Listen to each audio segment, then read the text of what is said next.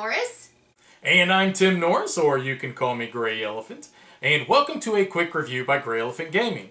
Today we're going to be talking about Lewis and Clark by Asmodee Games. If there's anything that I don't like about the game, it's that it's a race. And let me explain. It's because someone reaches the end and boom, it's over. And I had all these plans in my mind and now I cannot finish it and I feel like there's no closure.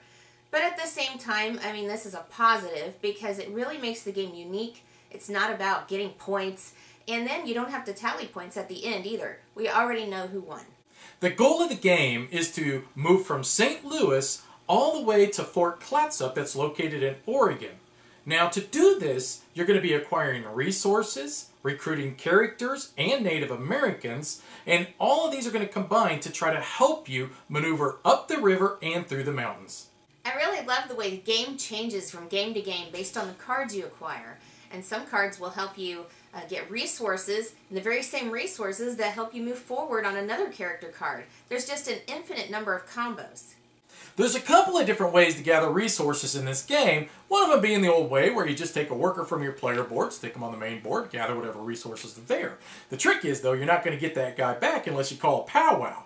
Well, powwows are called pretty much the exact same way that you can gather resources in a different way, and that's by playing a card face up in your play area. Then you can play a card underneath it, or you can also take a worker from your play area and play it on the card. Either way, you have to have workers to activate the card, but once you do, you then look at your neighbors and see how many badges that they have face up that match the badge in the upper right hand corner of the card you played face up. So not only will you gather resources for your own card, but you're also going to gain additional resources depending on how many of the same like badge colors are faced up in each of your neighbor's play area. When you make your decision as to what action to take on your turn, you really have to pay attention to what your opponent is doing. It's a little different than other worker placement games because you share the workers. So you want to make sure you call a powwow to get workers before your opponent snatches them all up. And also, you're going to want to purchase the card you have your eye on before they snatch that one up.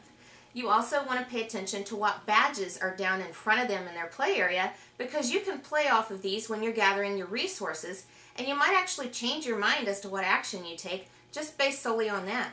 I love that this is a racing game.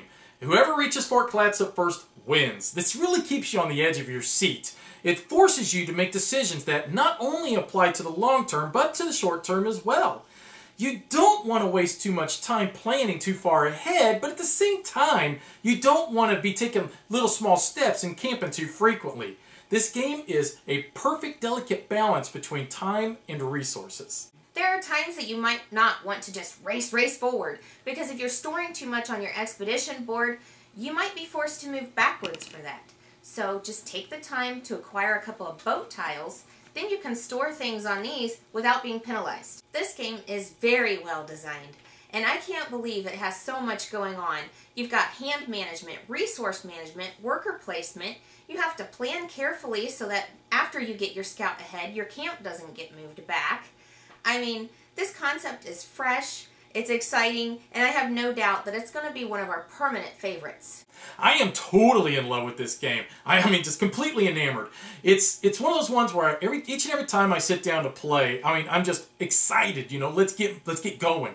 It's got touches of a deck builder, resource management, worker placement, but yet at its heart, it's a racing game.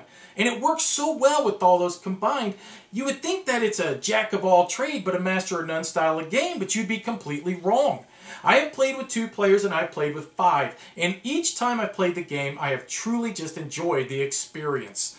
It's like you're constantly just leapfrogging each other down the river and through the mountains, and you just keep waiting for your opponent to come up with that big combo where they're going to be like moving, 10 to 12 spaces ahead of you, and you're going to have to try to figure it out yourself how you're going to, combat that and move ahead of them. The game is just a wonderful production. So many games nowadays come out with so much hype attached to them. This is one of those rare instances where really the hype is sound. My name is Tim Norris. Thanks for watching. Thanks for watching. Bye! Griffin Gaming, from new releases to pre-orders.